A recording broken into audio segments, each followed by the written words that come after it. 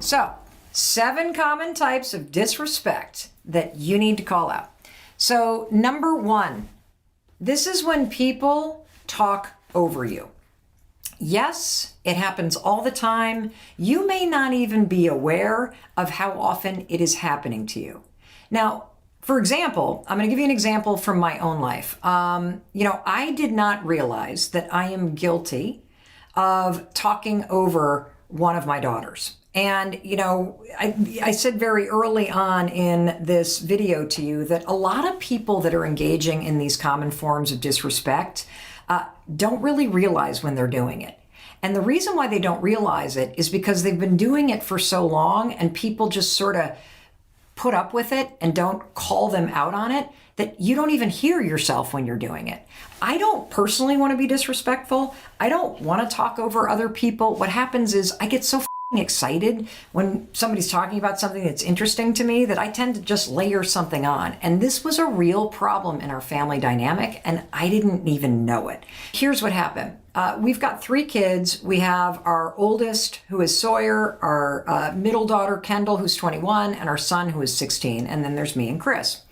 And about a year ago, we were at dinner, talking up a storm, and Sawyer went to go tell a story. And Kendall and I, we literally jumped right in and started talking over her. And Sawyer took her hands and hit the table and said, "Will you guys stop it? You're always talking over me. Always. I'm so sick of it." And both Kendall and I kind of sat back and were like, whoa, we are? I didn't even know it. So Sawyer pointing it out was an incredible moment in our family because, number 1, this has been a dynamic that's been driving her crazy for years. She has felt very disrespected. She is also a little bit more introverted. Kendall and I are extroverted. And we were unaware that we were basically engaging in behavior that made her feel disrespected, run over, unimportant.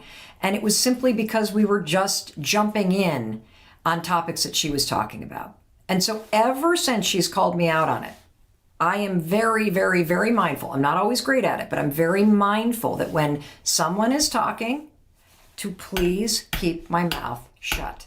So when someone talks over you and you start to feel disrespected, when somebody interrupts you and you feel disrespected, you need to call it out. Here's a couple ways that you can do it. You can do it like Sawyer did. You can throw your hands on the table and say, "Would you stop constantly interrupting and talking over me?"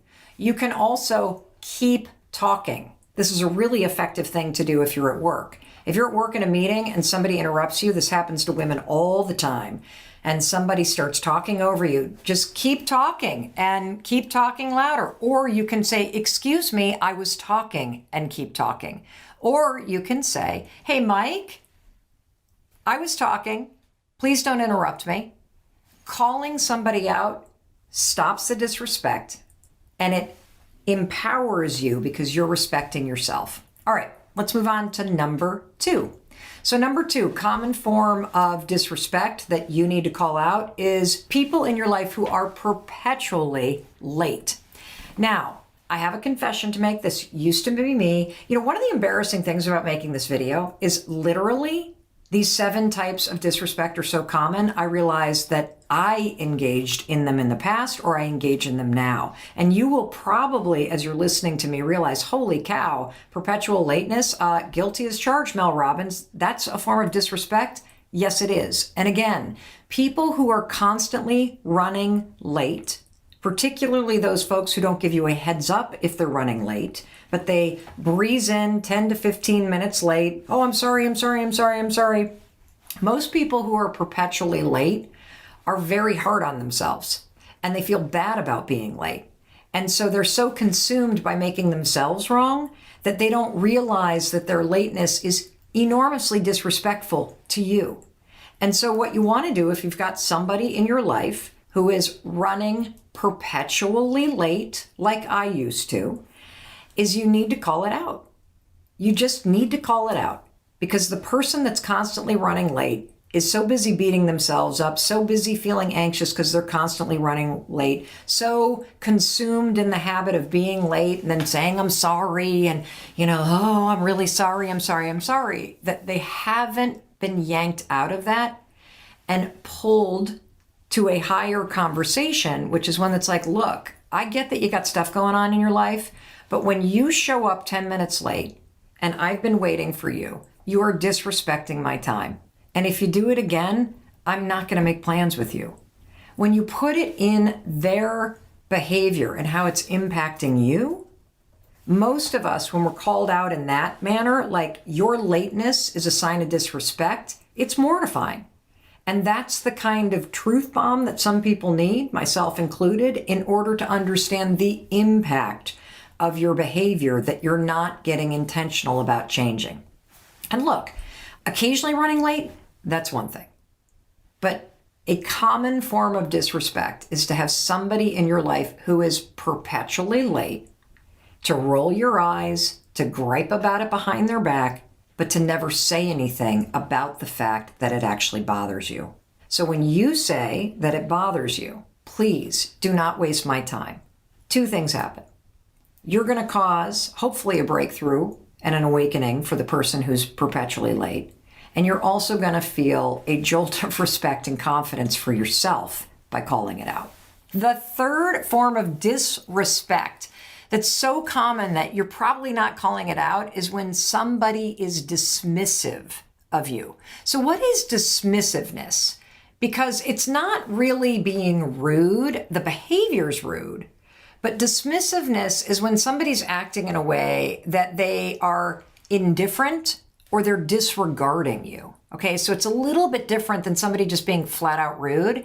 It's sort of this subtle behavior where, holy cow, you're picking up this sign that somebody is totally indifferent to how you feel, or they're disregarding how you feel. And the most common form of this, and it is rampant, is when you're talking to somebody and all of a sudden they start looking at their phone.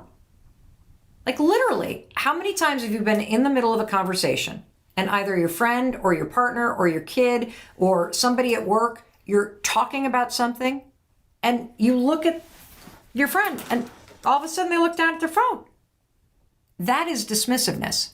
If you are sitting at a table, right, and you're having lunch with somebody and you're busy having a conversation and this person is now texting somebody that's not there. Instead of being present with you, they're on their phone texting somebody that's not even present at lunch. That is dismissiveness. And you need to call it out because, number one, particularly as it relates to the phone, that's an addiction. People don't even realize that they're doing it. And it's become so ubiquitous in life that we literally don't even think about the impact that it's having on other people. And so if this is somebody, a friend, if this is a colleague, if this is somebody in your family, it's a partner, and somebody is being dismissive. They're looking at their phone, or you're pointing something out, oh my God, the full moon, and they don't even acknowledge it. That's showing indifference and disregard. And you need to call it out because that behavior is impacting you. Now, again, I'm starting to feel like the world's worst person because I'm realizing I have been called out on all this shit all the time. My husband has called me out on this in particular with the phone. That if, Mel, I'm talking to you, I want to have the experience of you paying attention. And he said to me, there's a very big difference between you hearing me and me experiencing that you're actually listening. How many times have you had that experience where you're talking to somebody and they're like on their phone, like, and they're like, are you even listening to me? And they're like, yeah, you said that you wanted to get pizza tonight instead of getting sushi. Now they heard what you said, but the way they were behaving was dismissive because they made you feel as though they were indifferent or were disregarding what you were saying. And so one of the things that happened for me, because I, of course, did not realize that that behavior made Chris feel like I was indifferent or that I could care less about what he was talking about, is I actually have a basket in my kitchen where we put the phone. It's there except for when the kids take it, which they did a couple days ago. So I'm realizing I need to actually replace the basket that's in the kitchen. And that's where the phone goes when I'm not working. And when I am with my husband, my phone is typically in my purse or on a counter. It's not on my person, because if it's on my person, I tend to pick it up. And it's only in the calling it out that I have become way more conscious about this behavior. Now, what's going to happen for you when you call out somebody that's being dismissive is you are going to feel more confident. You're going to feel more respect because you are asking for what you need in order to be respected.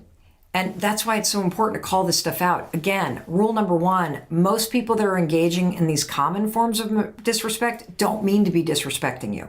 So calling it out helps them and it helps you. So let's move on to number 4. Number 4 is when people are condescending. This one sucks. And again, this whole list is making me feel kind of bad about myself because I'm realizing that I engage in being condescending. And so I'm going to give you an example of how subtle this can be. So my husband has this style of communicating where he kind of asks a question out loud. So he might turn to me and say, so are we getting snow this weekend in Vermont? And in the past, without even thinking, I will turn and go, do I look like a weatherman? I have no idea if we're getting snow in Vermont. Why don't you just Google it? I have no idea. So Chris is just casually asking about the weather, and I am being a condescending jerk. And so if somebody responds to a question or somebody responds to something that you're saying in a condescending way, call it out. Chris is really good at this. I feel like I'm bringing you into a marriage therapy counseling session right now. But Chris is really good at this. So he'll literally go, dude, you don't have to use that tone of voice. I was just asking if you knew what the weather was. I thought maybe since you're online all day, you would have seen the weather report. And it's easier to ask you, Mel, than it is to Google. When somebody points out that you're being condescending, honestly, I personally feel like a jerk. So I appreciate it when somebody calls me on my tone of voice, which my kids also do, or they point out when I'm being a little bit rude and I didn't mean to. And it makes me a kinder and a nicer person. Now, what is it going to do for you? It's going to make you feel better about yourself, because every time you call out somebody's tone of voice or you call out a demeaning way that they're talking to you, you feel a little bit better about yourself because you're not putting up with that crap because you don't have to. Number 5 common way that people are showing disrespect is when they're pressuring you. I'm sure you've had this happen. You don't feel like going out. You don't want to get out of your sweats and get off your couch and turn off the television and go meet your friends out, even though you said that you would. This is the kind of pressure that you get when you're like, guys, it's been a long day at work and I just don't want to go out. I've changed my mind. You send the text and then what are you getting back? Oh, come on. You're such a party pooper. You never go out anymore. That kind of pressure blows and it's disrespectful. Like what you want to hear from your friends, what you want to hear from your family is totally get it. We're going to miss you. Is there anything that you need from us? And so you need to call it out because you're not supposed to be a battering ram for that kind of pressure just because people are annoyed that you don't want to do something that they want to do. Stand your ground, do what works for you, and do not put up with it. Because some nights you just need to be in your sweats and you need to watch TV and you need to do what works for you. Forget the pressure and focus on yourself. All right, let's go to number 6. And number 6, this one stings. This is one of those forms of disrespect that when it happens to you, you're like, did you really just say that to me? Really? And that is a backhanded compliment. Oof. Those backhanded compliments. What is a backhanded compliment? It's like when somebody says something that in their stupidity, they think is going to make you feel good. But underneath it, there's this underlying assumption about you that actually hits you because it is the opposite of making you feel good. And here are some common examples of backhanded compliments. Oh, you're going back to work? That's so great. I could never let my kids be with a stranger all day, or I'd feel so bad if I put my kids in daycare. Wait, did you compliment me about going back to work, or did you slam me for putting my kids into daycare? Which one is it? Because it's not this, it can't be both, right? Or how about this one? Oh my gosh, you're so articulate for somebody who just graduated from college. Or your hair looks so professional when it's straight. You should really straighten it more often. Or, God, you look so much better without makeup. Now, the context is really key, because there are some friends or family members that when they say something to you about the fact that you just look so good without makeup, they actually mean it. They're not saying, boy, you do a terrible job at makeup. They actually mean it. But there's times when you get these kinds of backhanded compliments where you know that it's really not a compliment at all. We were also laughing about the fact, as we were talking about this video, my team and I, that I could come up with this example. I have not actually said this to my husband yet, but I realized that if I'm not careful, it would come out as a backhanded compliment. So my husband has recently discovered this amazing type of pants that Lululemon makes that sort of look like khakis, but they're not really khakis. They're really like performance fabric joggers. And I don't really love them on my husband. I prefer when my husband wears a particular style of jeans. I just think he looks so great and so pulled together, and they're really flattering. And the problem is that these Lululemon pants that he has found are really soft. They're really comfortable. And he now wears them all the time. He wears them with clogs. Not the greatest look. He wears them when we're going out to dinner. Not exactly my favorite look. Are they fine around the house? Of course. Are they fine when you're doing chores? Of course. Are they fine when you're exercising? Absolutely. But this little backhanded compliment thing is making me realize that when I make the request or I compliment the fact that he's wearing jeans, I need to do it in a way that's really respectful and really empowering, instead of sliding into the area of a backhanded compliment. So I'm going to work on that. All right. And the final one is lack of consideration. This one is kind of sneaky. And it's happens a lot because people get so wrapped up and focused in what they're doing that they don't realize that what they're doing is having an impact on you that feels like disrespect. So here's a scenario. You're sitting, at the kitchen table, and you're working on something. You're typing, or you're writing, or you're reading, and somebody in your family or your partner comes in, turns on the television, and starts watching television or watching a game, and it's really loud, and now you're distracted. I can give you another one because my kids do this all the time, or at least they used to until I started calling it out. I would be cooking dinner, and all three of the kids would be on their phones, and they would be watching TikTok videos with their volume on. So all three of them are watching different videos with different sounds, all going at the same time. And none of them seem to be bothered by it. But it has a lack of consideration that feels really disrespectful. Well, it certainly feels disrespectful to me because I find it really distracting when I'm listening to three different videos playing at the same time.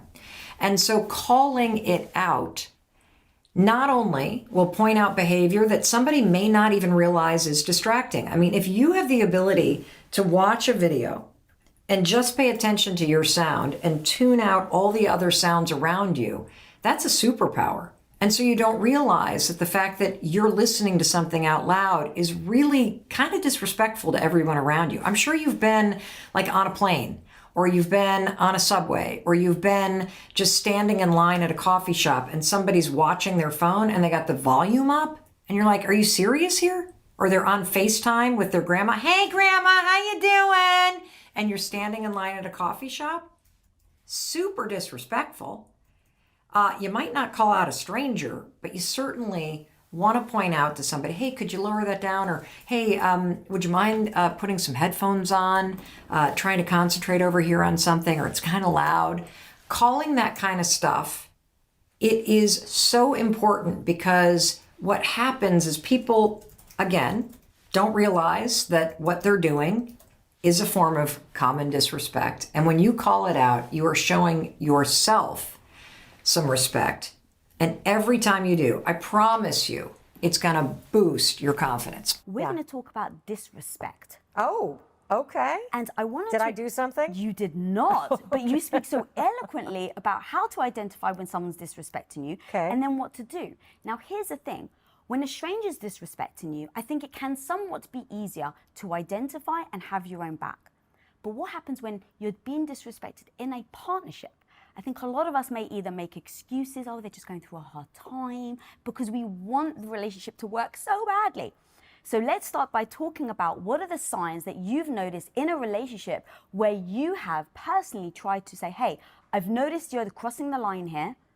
What is that sign? And then how do you handle it? That is a great question. So you're talking about in my relationship with Chris? Yes. Okay.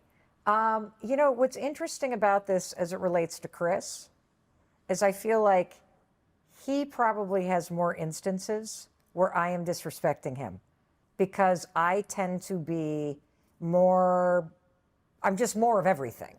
I'm the whirlwind, I'm the one with ADHD, I'm the creative force, I'm the tornado through the house, and my husband is a very centered, very pulled back, very even kind of personality.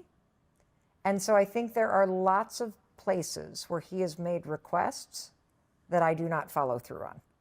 Okay, pause it. This is freaking amazing.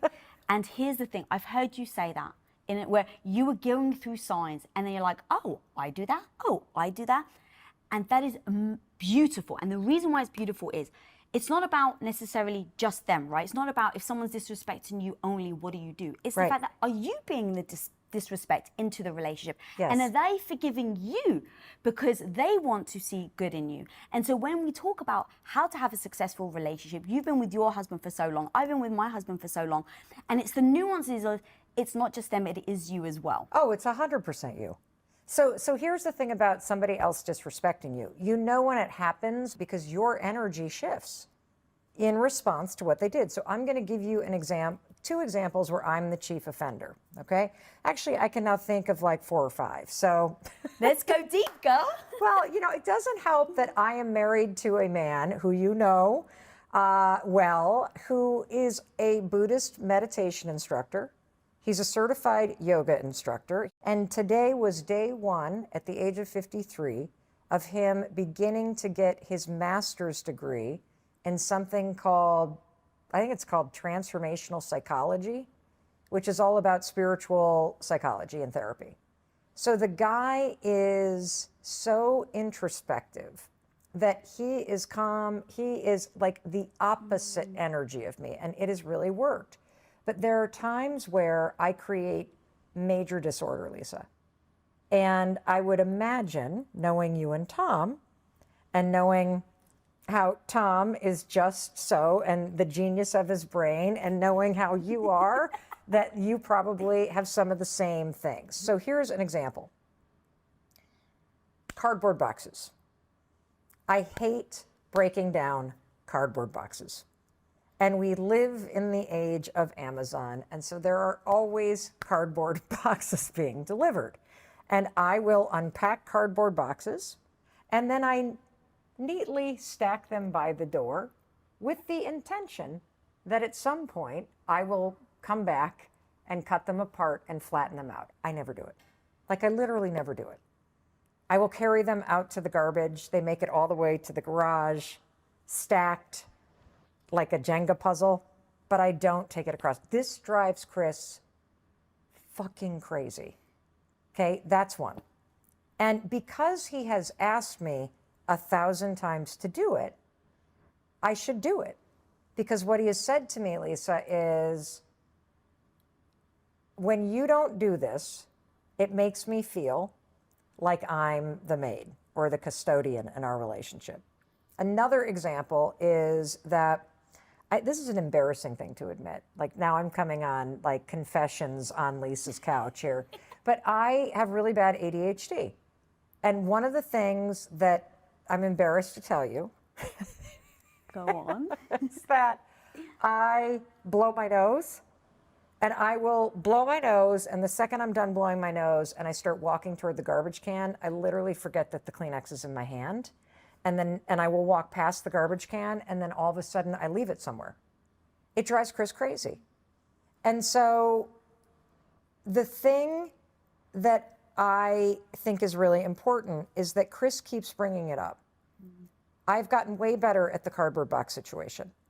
He now understands that I don't want to do it just then. He likes to do it just then, but I don't like to do it just then because I'm thinking, what if I have to return this thing and I need this box? So I need, like, Lisa's literally zoning out already. She's like, Mel, you're fucking nuts. No, I'm like, I get his point. Right? I'm the one that wants you to cut the boxes, and Tom's the one that's like, why on earth would I spend even a second of my time cutting the box? Yes, completely. Now, the reason why I think this is so important is we're joking, right? It's like, oh, it's a cardboard box. And like, oh, But this is everything. Exactly. Because this is the moment, or these are the moments that we all know. And I think to your point is, you do that long enough, Mel, he's going to start to build resentment. Of course. You know, and I think here's the other thing. It's very easy when somebody speaks to you in a demeaning way to call that out as disrespect. It's very easy when somebody is verbally abusive to call, or gives you the silent treatment, to call that out as disrespect. But these small sort of injustices, or these small sort of passive aggressive things that create friction inside of you, this creates this distance emotionally between the two of you. And you are exactly right. It's inside these small things that all the resentment builds. And it's also inside of these moments that you start to become sequestered emotionally from one another. And so, you know, those are two examples where in our relationship, there was, on Chris's side, this deep feeling of being disrespected. On my side, the issue that kept coming up in our marriage, and this is even something that we've been talking to our marriage therapist about recently, which is, we have an incredible relationship, but one of the things that really hasn't been working, and we didn't realize it, is that my addiction to being busy, which is something that I have been doing a lot of work on, makes me be 15 steps ahead of Chris. And if you're with somebody for 26 years who is always 15 steps ahead, oh, I already booked the plane tickets, oh, I already got a reservation, oh, it's all handled. Basically what happens is my over-functioning and busyness has trained my husband to basically go, why bother? Because either Mel's already handled it, or if I try to do it, it won't be the right thing. And so Chris withdraws into his corner, right? While I'm like out over here running 15 steps ahead. Now, while I'm out over here running 15 steps ahead, I'm going, why is nobody planning anything for my birthday? Why, am I the one that's always doing this? Why is this? And Chris over here going, I don't have this, like, she's not letting me contribute. And this has been something that has become this well-worn thing between us for 26 years. Really, the thing I wanted to get to in this episode very specifically with you is there are signs of other people maybe mistreating us. So there's a lot of women that watch this show where they're stuck in a relationship that they may not even be able to identify as toxic. And so where are those signs of the toxicity where maybe someone's manipulating you, gaslighting you, stonewalling you? But the second part to it is, this is what I feel about true freaking female empowerment, homie, is you gotta own your own shit. Yeah. And so while I sit here and I really wanted to talk about what are these signs that someone else may be showing us, I absolutely wanted to talk about, well, how are you showing up? Because I don't want to be that like, oh, well, it's them. Oh, it's them. No, relationship is freaking 50-50. If you believe it's 50-50, how the hell are you showing up? Yeah. And if you think you're showing up, oh, I'm amazing and are you really? Are you actually giving your partner what they need? And so that was where I wanted to go. How do you know the way they're behaving is based on who they are, or the way they're behaving is based on how you're responding to them? I think it's both. So it's an excellent question. And so here's what I want to say about it. If you want to know how you are showing up, and if you want to truly improve how you participate in that relationship, simply send your partner a text that says, how can I be a better partner to you? And then ask for specifics. And Chris would tell me, well, you could flatten the cardboard boxes. You could throw out your Kleenex. You could put your phone down at 6 o'clock at night. You could take the dog for a walk in the morning. You could be more present. You could, like, he would have a whole list of things that would make a difference. And most of us don't bother to ask. So that's number one. You're not even asking. And when you ask that question, your job is to listen and elicit more things for you to do. It is not to defend yourself or to give feedback. And so that's number one. Number two, let's just go generally to disrespect. Because I answered the question by saying, you actually don't need a list of all those things because you know in your body when something's not right. If somebody's gaslighting you and they're making you feel like you're the one going nuts because they're like, I didn't say that. And you're like, well, yeah, you did. You feel friction in your body. You start questioning something. That is not your natural state. If the relationship works, whether it's a friendship or a romantic relationship, you will feel energetically aligned with the person. We are energetic human beings. The second that you are around a stranger or a friend or a parent or a sibling or a lover and something feels off or you feel any kind of bad vibration, there is all the evidence that you need. I'm going to throw something at you then. Because in that situation, I agree, but sometimes so many of us have taught ourselves to ignore it, taught ourselves to dull that feeling, because maybe from childhood we've been We didn't teach ourselves. We were taught to. We were taught to. So over time, we carry that with us. And so, so many of, you're 100% right. If you can acknowledge, oh, this is uncomfortable. But I think so many of us in those moments start by going, oh my God, what did I do wrong? I must be going crazy. You even said it, right? So how do we break that notion of us going straight to, oh my God, it must be me. I must be going crazy. Instead of saying, well, hang on a minute, sit with it. So I've been talking about this a lot lately, but I have spent the last 2 years really doing a ton of work on my own nervous system regulation and on trying to heal anxiety from the neck down in my body. And so I want to say that, yes, we were all, especially as little girls, our generation, and I'm a little bit older than you, but our generation grew up with a parenting style and method of the time, which is to correct children, to make them behave. It was not about connection. And for many of us, there was a complete mismatch with the way that our parents communicated with us and what we actually needed. And so a lot of us were taught in childhood that love is transactional, that I love you when you're behaving, I am proud of you when you get good grades, I survived that, it's no big deal. And so there were moments where the big word is separate. You felt separate from the person, your mother or your father, who you needed to feel attached to in order to be safe. And when you have an experience of feeling separate, an alarm goes off. And it could be literally something as benign as you fall, and instead of getting a hug, you're lifted up and told to get back out there. It doesn't hurt. Yeah, it doesn't hurt. It could be as simple as you really wanted to play the flute, but your parents were like, nope, everybody in the family plays the trumpet, here you go. This moment of feeling separate, and it makes you feel unsafe. And what you get trained in is you get trained to feel like somebody's happiness and keeping everybody okay is your job.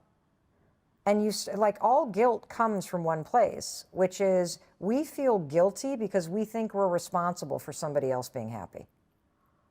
That's where it all comes from. Because children can't go, oh, mom's having a bad day, that's why she's being a bitch right now. Children go, oh, I feel separate from her and she's angry, and so something must be wrong with me. That's the source of all anxiety. It's the source of all alarm. It's this feeling of being separate and unsafe because you're not getting what you need.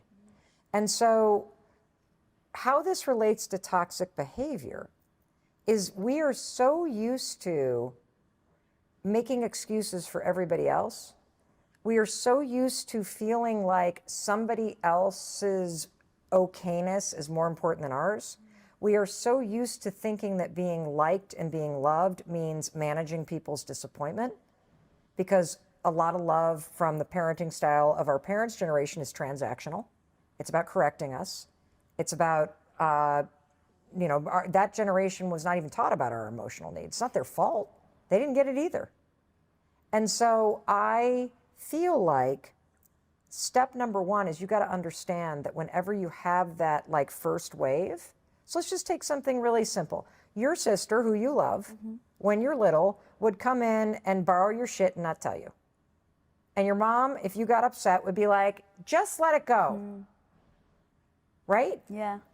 And so I don't know that that happened in your house, but we had. It was probably more the other way around. I think I was stealing her shit. But Yeah. Like, as the mother of two daughters, I saw this all the time. And so, if you're not validated in that situation, you start to feel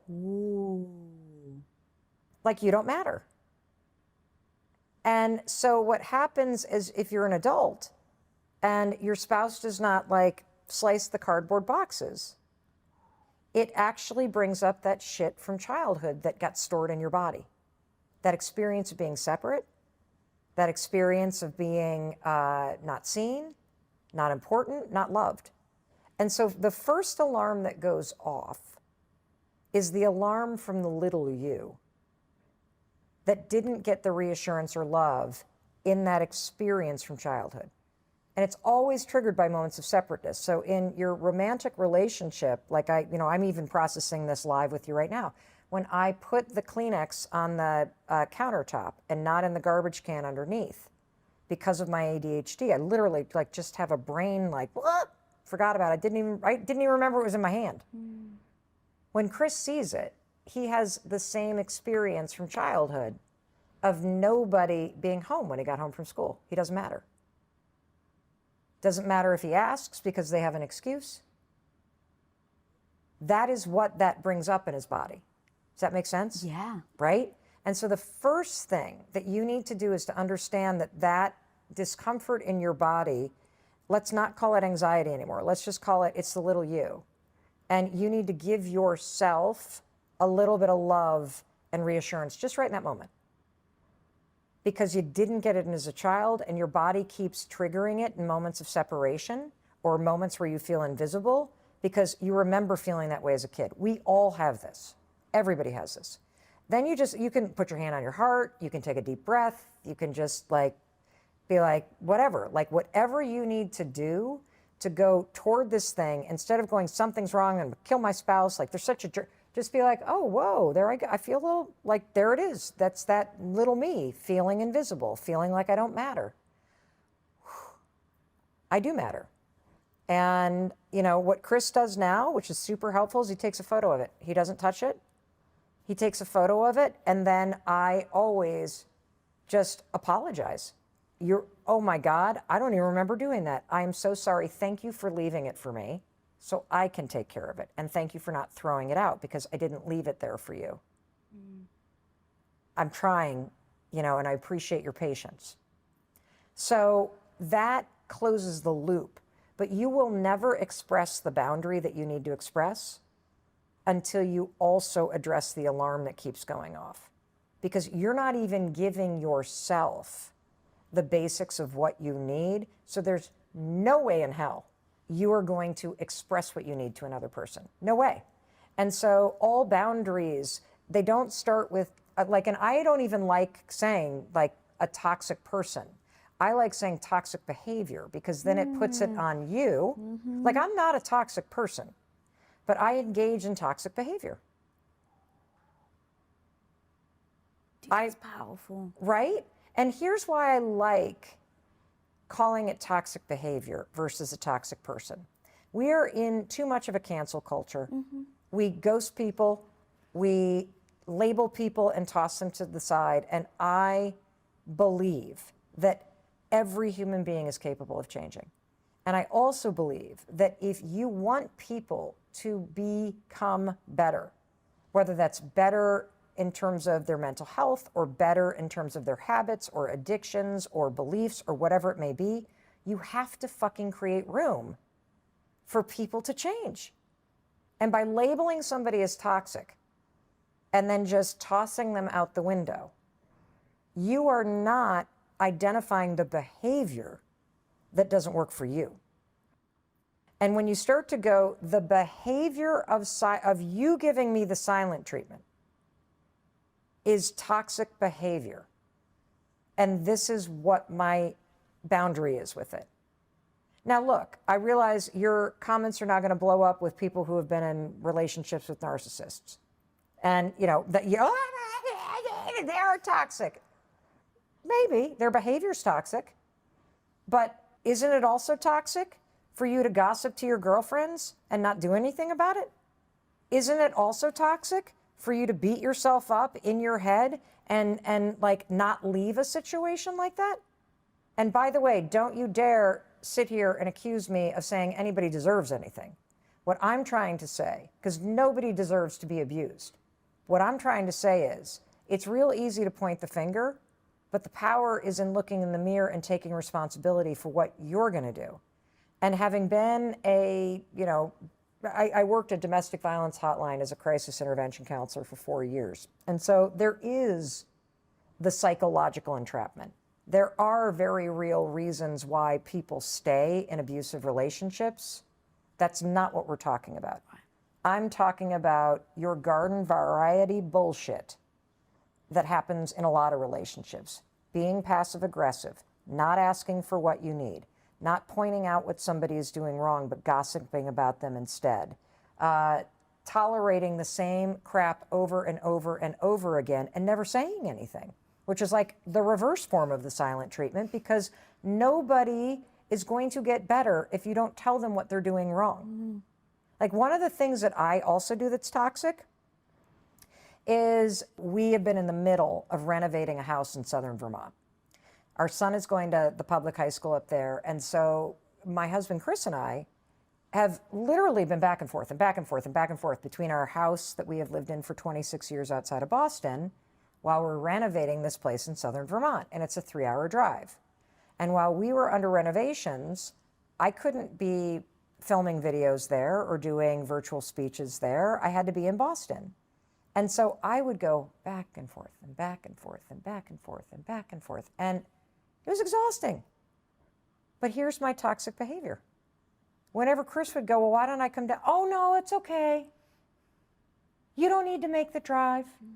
I'll be up on Friday. And so my other toxic behavior in this relationship is literally not letting him help me. And then being burnt out and pissed off that you never come see me.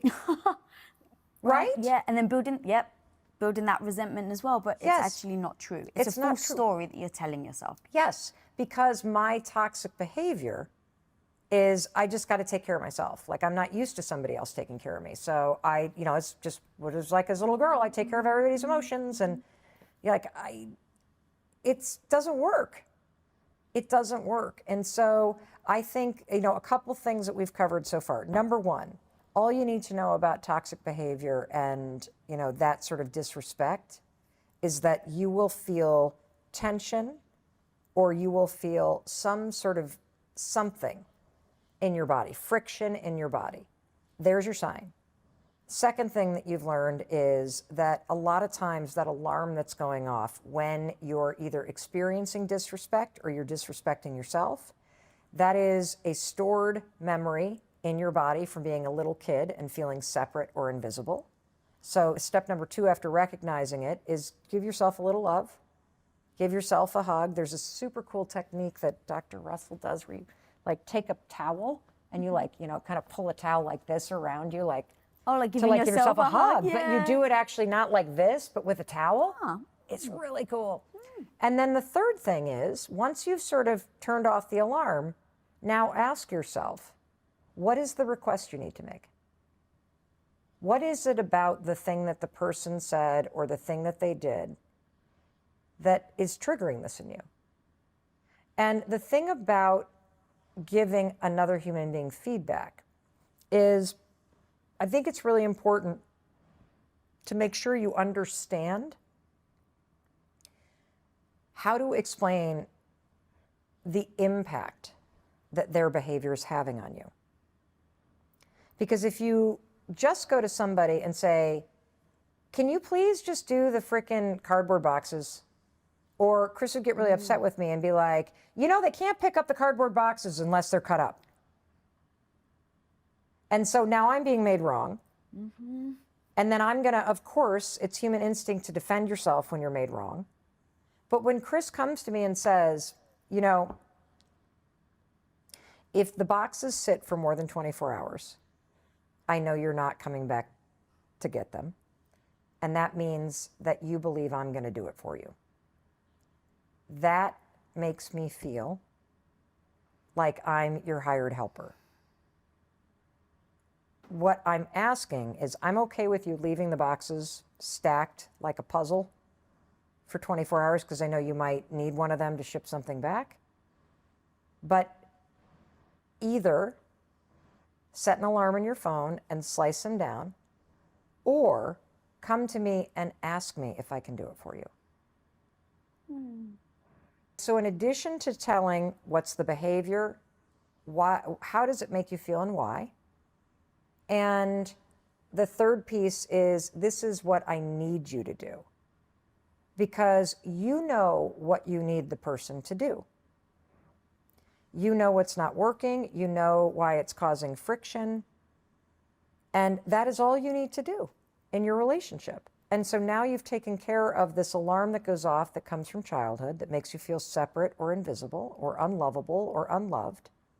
You have soothed yourself, which means you're now giving yourself what you need. And now you're empowered to ask somebody else by saying, this is the behavior, this is how it makes me feel. Because when Chris tells me that's how it makes him feel, I feel like a fucking asshole. Because I love the guy. I don't want him to feel like that, because that's not what I mean.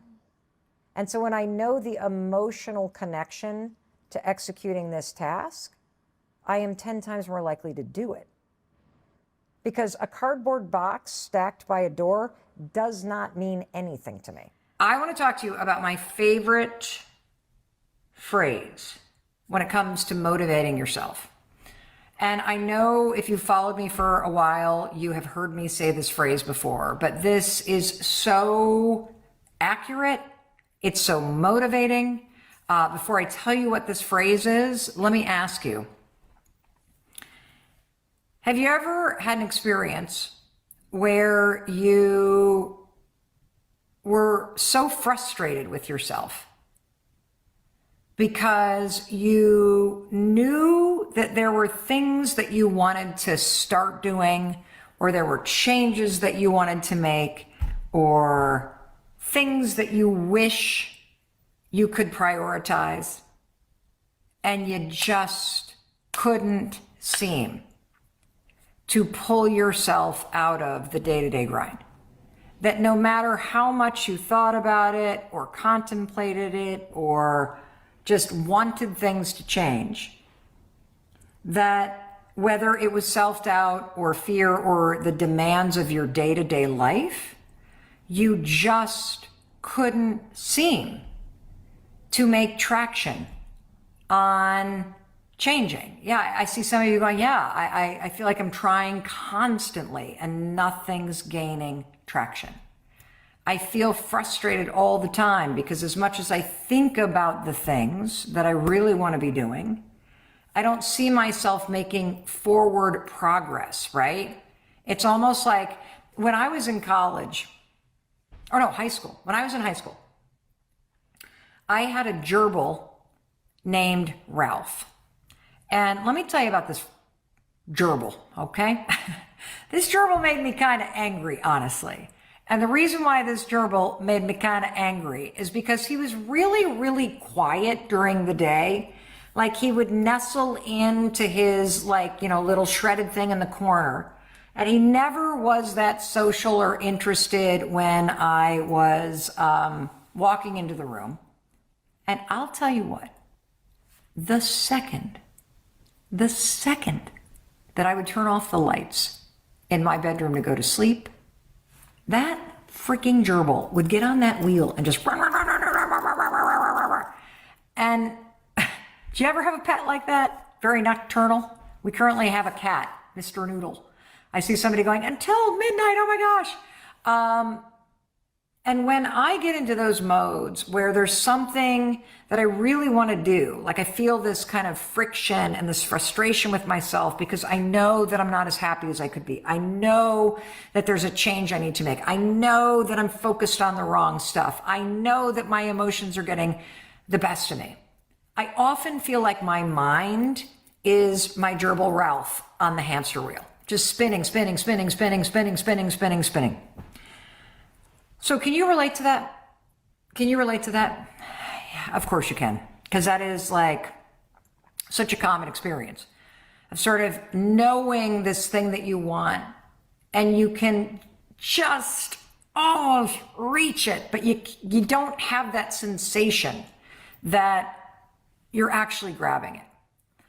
I'm so glad that so many of you relate to this because I've been thinking about this a lot. And now I am, of course, overheating, so I'm going to take off my sweater. That's what happens when you're 53. And I think about this a lot because, I see even people that I love struggling with this. We have a daughter who is a singer-songwriter studying pop music out at USC. She's got all the talent, all the resources, all the skills, and there's always something that is stopping her from just starting to put music out, right? Or maybe you can relate to that in health. You really are like, this is the year. Like for me, I keep thinking I gotta take some time to get the hormone thing. Just understand it. Like what food should I even be eating? And I think about it like that hamster on the wheel, but I can't seem to make myself launch forward. Another example I can give you is for years, everybody, I dreamt of launching a podcast. And I would watch all these people that I admire out in the world launching a podcast. And I would just spin. And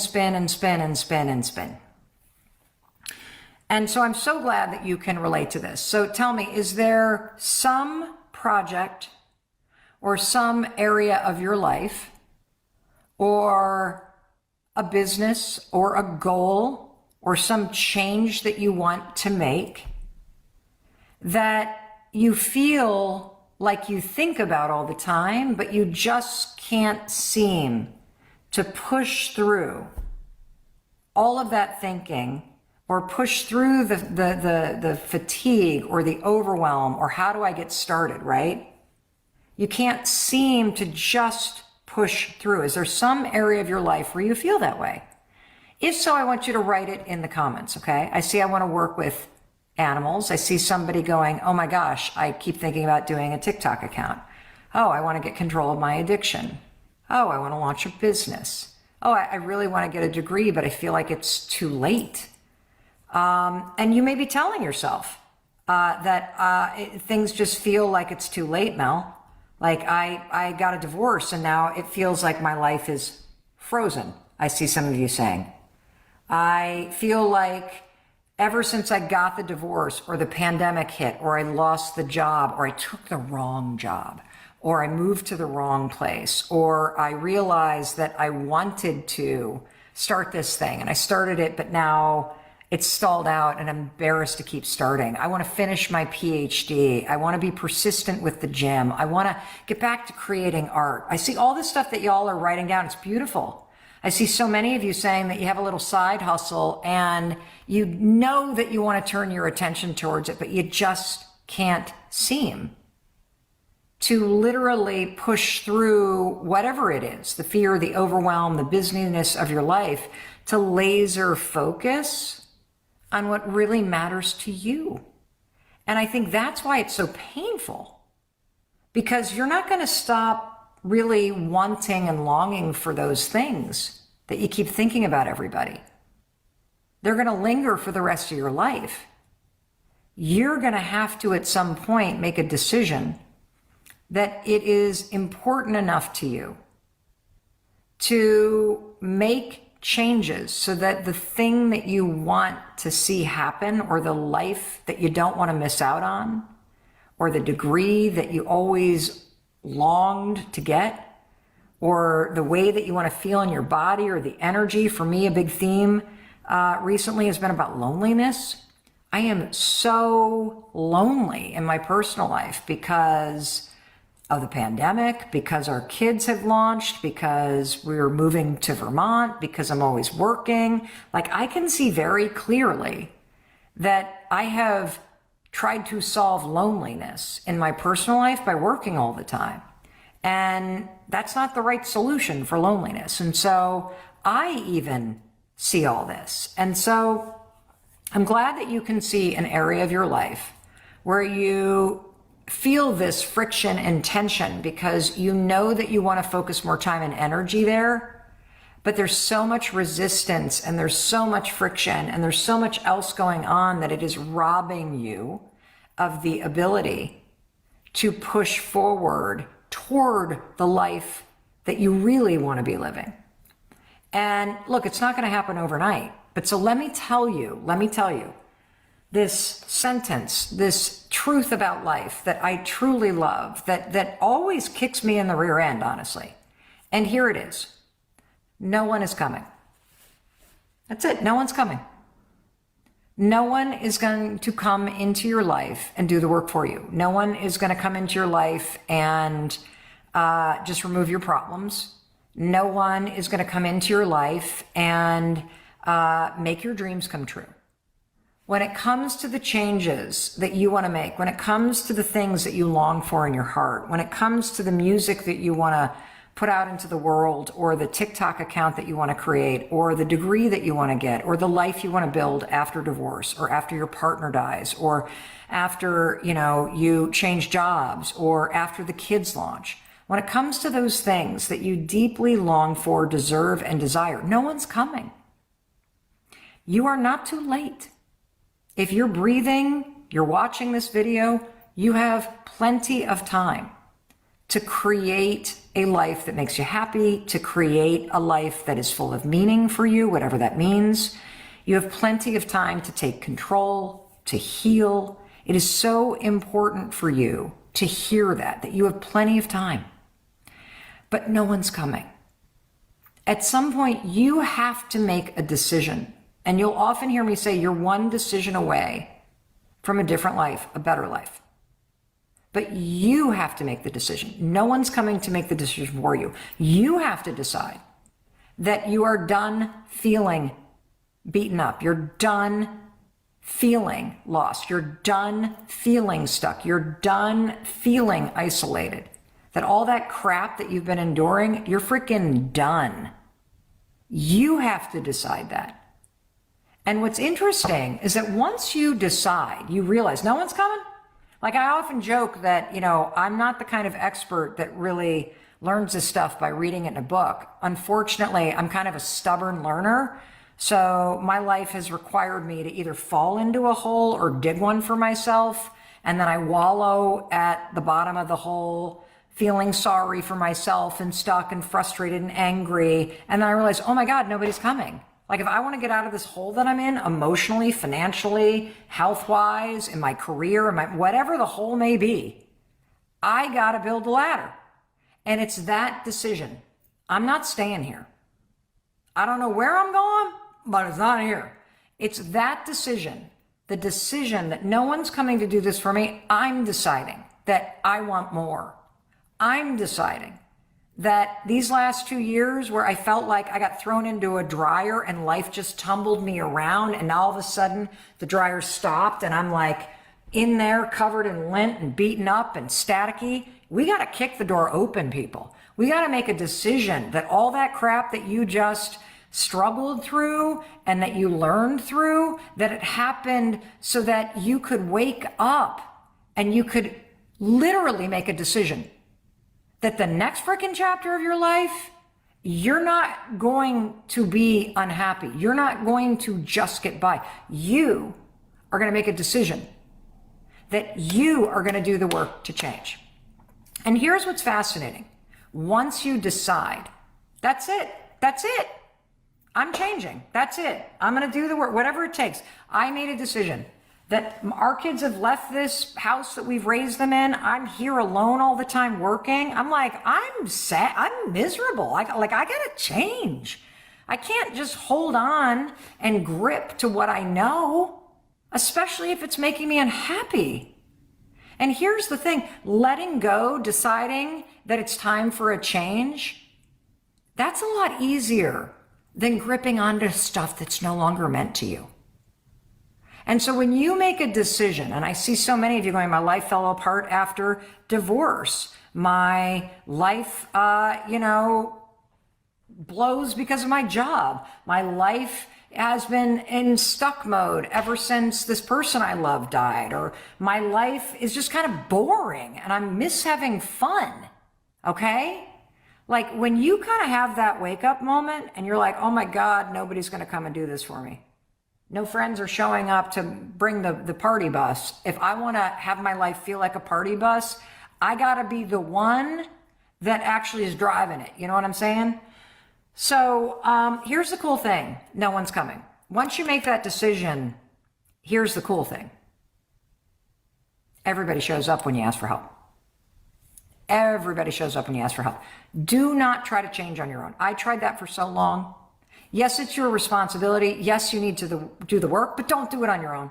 Do not do that. You know, I just got a text about 11 minutes ago from a really good friend of mine. I'm not going to say who my friend is, because many of you probably know who this person is, because she has a large social media following, and she's absolutely amazing. And she reached out to me kind of sheepishly, and she said, a couple people have been asking me if I would speak at a big event. I know nothing about this. I'm scared to do it, but I've decided that this is something I want to try.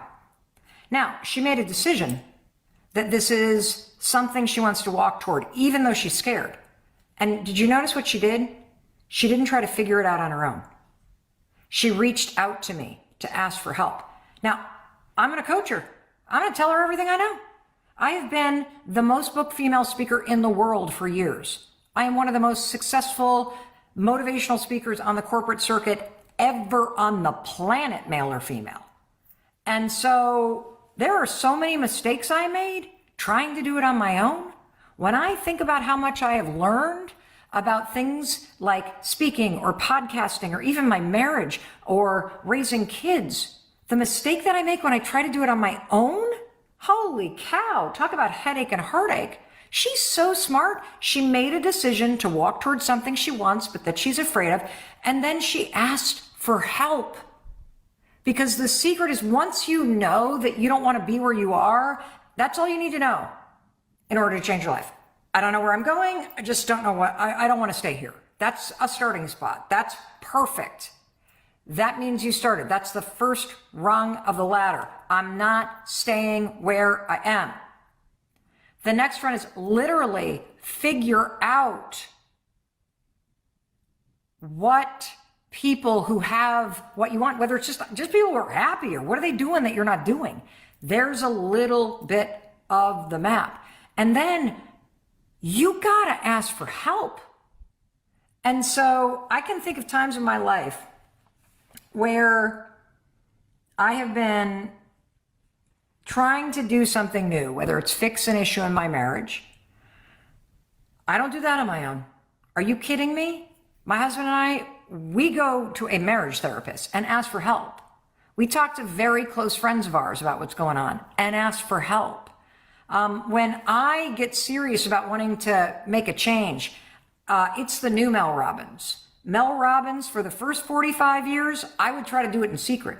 I would try to figure it out on my own. I was embarrassed to tell people that I needed structure and accountability, and I needed to be told what to do, and I needed somebody to bring some energy. And so I don't do that anymore. That's one of the reasons why my success has skyrocketed. And it's what I'm also doing with now the other areas of my life: happiness, balance, ease, a better business model. I'm freaking asking for help. I'm surrounding myself with people that bring the energy and bring the accountability and bring the structure. And that's exactly what my friend did by texting me. Hey, I know this person that's ahead on the path. I'm going to, now that I know and I've taken the steps and I'm asking her to give me advice, to tell me what to do. And so while no one's coming, which I hope is a freaking wake up call for you, I hope that's exactly what you needed to hear right now. In fact, tell me in the comments, what does no one's coming mean to you? And don't be snarky, and sexual about it. I know I went viral on TikTok because some kids made fun of me for saying that. But seriously, what does that mean when you think about your dreams, or you think about your life, or you think about what you want? That no one is going to come in here and do this work for you. That no one is going to heal you. No one is going to do what you need to do to have the breakthrough that you need in order to create the life that I do not want you to miss out on. Okay? So once you make that decision that you are literally done with where you are, that you are going to do the work, well, now I'm here. So I have to tell you, I want to help you. I want to be your coach. I'm just going to ask. I want to be your coach. If you have ever thought, wow, how cool would it be to have Mel Robbins as my coach? This is actually the only opportunity you're going to get in 2022. I have decided, after reading your DMs and after reading your emails and after seeing what you have gone through this pandemic, I'm so proud of you. And guess what? It's time to frickin' launch. It's time to launch forward. It's time to shake off the negativity, the sadness, the stuckness, the isolation, and it's time to take control of your life. And that's why I want to be your coach. Seriously. Hey, it's Mel. Thank you so much for being here. If you enjoyed that video, by God, please subscribe, because I don't want you to miss a thing. Thank you so much for being here. We've got so much amazing stuff coming. Thank you so much for sending this stuff to your friends and your family. I love you. We create these videos for you. So make sure you subscribe. Mwah.